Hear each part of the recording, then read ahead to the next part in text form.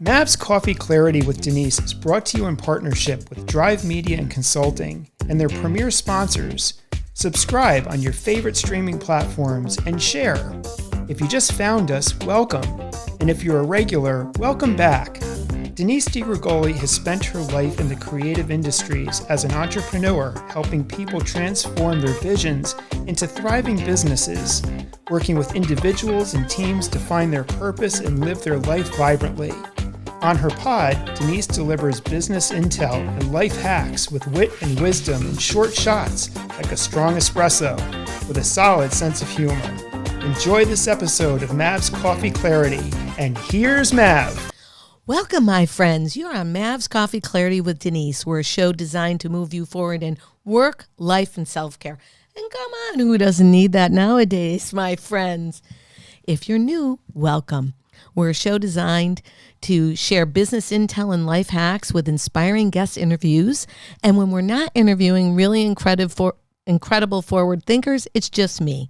We're unedited, short formats, 18, 27, and 36 minutes. Why? Because we're busy. We got things to do. And when it's not a fabulous guest, it's me, Mav, and a short shot. And that's what today is. We're wrapping up season 1. And it's been a great year. Wouldn't you agree? My friends in the audience, yes. We've learned a lot. We've interviewed some fascinating people. We've shared or spilled the beans on things that I think have inspired you to look at your own lives and see how you can use these little pieces, these little chunks to move yourself forward. And if we've done that, then we've done our job. So today I want to talk to you about something that's right around the corner. And it makes some people, I think many people, uptight. Definitely me. It's called the holidays. Ooh, because we want them perfect, right? We want the holidays perfect. We have maybe childhood memories, and we want to maybe improve on those, replicate those, maybe forget those. I don't know. But we start somewhere with the word holidays, and it seems like all of a sudden everybody puts the gas down. It's mass chaos. What am I doing? What am I cooking? Where am I going? What am I buying? What am I shopping? How many networking events am I doing? And it's like, blah, blah, blah. So why don't we try something new this year? I know I'm going to work on something new, which is being mindful of what I put my attention to. So my intention informs my attention, and I'm going to try to make it a holiday stress-free zone. How am I going to do that? I'm going to prioritize what's important. Naturally, I'm not going to stop running a business, being part of my family, aging relatives, so many things that are on my to-do. That doesn't go away for any of us, right? But we still want to have really wonderful memories. And if you tapped into my nostalgia show, you know that what we're doing today is the memory for tomorrow. And we want to have good memories. We don't want to have memories of holidays where people were upset and talking about their politics or making fun of the fact that I might have gained 5 pounds or an extra wrinkle. No, we want to remember the holidays where we had one cup, one conversation with people, and it was meaningful. Kind of like what we try to do here in the show. How are we going to do that? How am I going to do that? Well, I don't want to slow down. Everybody knows that in my little A-type personality. I want to calm down. And I want to be mindful. So today we're talking about gratitude. And many of you know that I have this little mindful practice. It's about 9 minutes a day where I literally sit down in the morning and I think of things that I'm thankful for. And if I'm having a rough week, I'll be thankful that my dog actually still loves me and my car gets me to work. And believe it or not, those can be door openers to some sort of energy shifting moment where everything isn't coming down on my head. So what I like to say is I have to reprioritize what's important to me every day because life is daily, right? And I want to make the most of today. My schedule's busy. I still have to plan for the holidays. I'm having guests over to my house. How am I fitting it all in? It's a practice of gratitude that sets the tone of my day. Because if I wake up and say, geez, I'm sucky today, guess what? I'm sucky the whole day.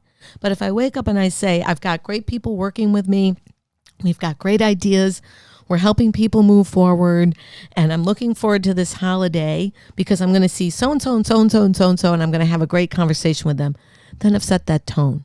And that might sound too whimsical to you, but listen, in the field of energy and quantum physics, it works because wherever you set your intention flows, and that informs your outcome. Right, my friends in the audience? We talk about it in my office all the time. Does it mean it's perfect? No. But you set that gratitude in motion and it informs other things so that when you get hit with a sidewinder, like, oh my God, I have a traffic jam on the way to the holiday party, I'm actually a little more relaxed because I can approach it with that mindset of gratitude. So how do you develop a practice of gratitude right now, a couple weeks before Thanksgiving? It's really a choice. It's a choice. And some people say, oh, gratitude's overused. It isn't. Yeah, it's been around since, the days of the Roman baths. Whatever you give your thanks to grows. And I say it often when I'm training new people. Whatever wolf you feed grows, right? That's the wolf you feed. So if you feed your ideas of that's going to work, chances are you're opening that door. So what can work about the holidays? You can anticipate no delays. You can have gratitude that, your stuffing or whatever you're making is going to come out well. And the people you're inviting are going to show up and participate great. Is it going to happen 100%? Probably not. However, if you set that tone with gratitude in your own mind, the way you receive anything that's off color, believe me, will be less off color in your heart. So Thanksgiving, right around the corner, it's the heaviest travel day in America. That brings a lot of stress, delays, people yelling at the poor clerk in the airline line. I don't even know what the right word is. The airline, whatever. People yelling, people getting obnoxious. How many times have you seen it on social media where people are screaming on the plane? You don't want that to be you, my friends. And you don't want to have to deal with it. So put the energy and the thought process around you that you're grateful that it's all going to work out well. And you're like, oh my gosh, Denise, that's just, too whimsical. No, it's not. Have you tried it? And I'm going to double down right now and say, write it down. Write it down as if it happened. Because when you write it down in the manner, and some of the people that work with us are traveling quite far for their holidays, and me, just a couple hours, I'm going to write down I'm having an incredible holiday season. I'm finding incredible gifts for the people I love at prices that make me happy. And I'm going to host an incredible dinner with the gluten-free options that I'm serving, and no one's going to know the difference. That is what I'm putting forward. Okay, that's the wolf I'm feeding. I'm going to let you know in season 2 if it worked out. But I've done this for so long, and many of you know that the book I use is called The Daily Drive, right? And it's got a lot of energy shifting writing prompts that help you manifest. Now, sometimes you have to be realistic, my friends. You don't always manifest every single thing you want. And I'd like to say that's good. Maybe you shouldn't manifest things if you don't, allow things to come into your life that are meant to be, but put the intention. So then we go on to the other holidays. We've got Christmas, Kwanzaa, Hanukkah, whatever you celebrate. Still stressful. Family obligations, right? Family traditions. And you have to behave a certain way, right? To fit in, right? Maybe you're going to zip it for politics or whatever else. Maybe somebody doesn't like somebody's spouse that's coming to the table or the career you've chosen or any number of things. In my case, how high my hair is. Definitely been spoofed on about my high hair, right? I kind of feel like the higher the hair, the closer to God, and I could use a little extra help, but that's all right. But gratitude for me and for the holidays is sharing whatever talents I have. So if you're in the mindset to share some of your gifts, your talents, so what could that be? It could be your calm demeanor in response to somebody that's not always pleasant. It could be that instead of giving some over-the-top gift, you spend time with someone that normally doesn't get your time. Maybe it's a telephone call. Maybe it's you jump in and make something for the holiday meal that you don't like, but someone else will like. All those little forms are gratitude. So those are some of the things I'm going to be doing in a hectic holiday between 2 states.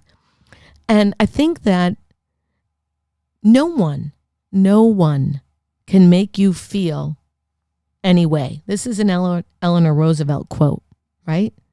No one can make you feel anyway. It's how you choose to feel and how you choose to process what you hear. I often say, if we're in complicated family discussions, just put your ear flaps down.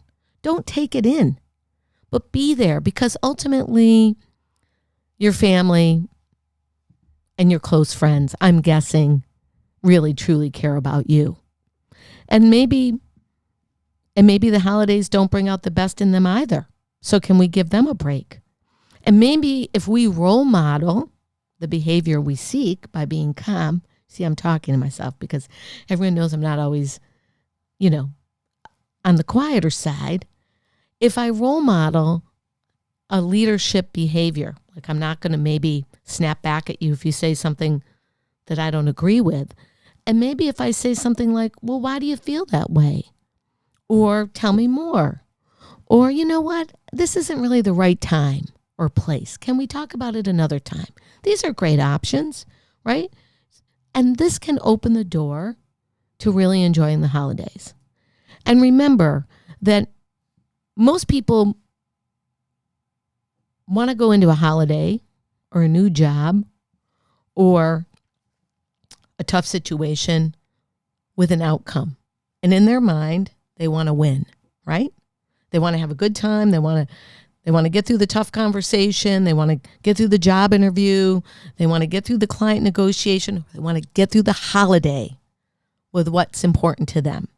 So, my friends, if you go into any holiday, or let me just say this, any sales negotiation or strategic communication, knowing about the other people in the room and looking at what might be important to them first, and back it with your gratitude. Back it with what wolf you want to feed. I want the best for me. Of course I do. But if I assume that I want the best for you, guess what? And if I put your happiness in the forefront of my mind, knowing that if you're happy, I'll probably be happy, then it's a win-win. This doesn't mean I'm saying, oh, go to the holidays and be the doormat for somebody and let them just, ridicule you or talk about your extra wrinkles or how your stuffing didn't meet the ante or your political. No, it simply means how you communicate using your energy will give you a better outcome. And I say start with gratitude. Gratitude is I'm thankful for. I'm thankful to even see you today. I'm thankful to fly. I'm here safely. I'm thankful that we're laughing. I'm thankful that the music is good. I'm thankful that that people want to be with me. I'm thankful.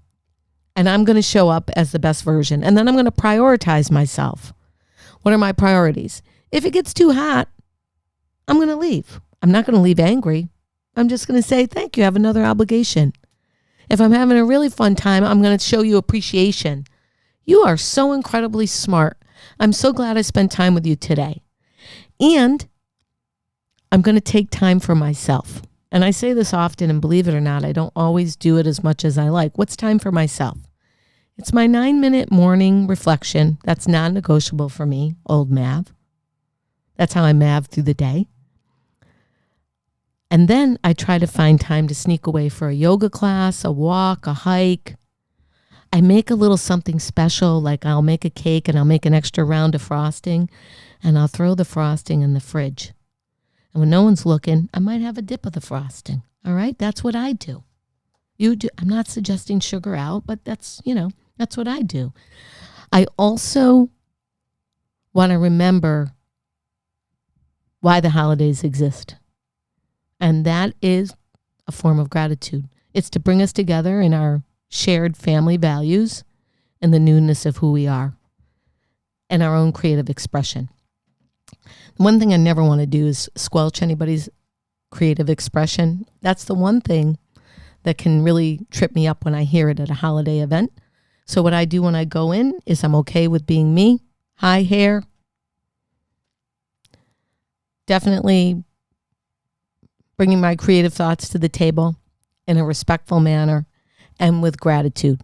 And the one thing I can tell you right now that always works for me is if I write it out before I walk into a meeting, a party, or an event that I'm hosting, it always goes 90% of the time better. It's just the facts. So here's what's happening. We're wrapping up season 2. I'm so very thankful for this year. We've learned so much. We've had incredible guests on, and we have an incredible lineup starting December 12th, thereabouts. 14th. Okay. Got a cue card. My cue card was off. The 14th. Incredible guests, and we're going to change it up a little bit.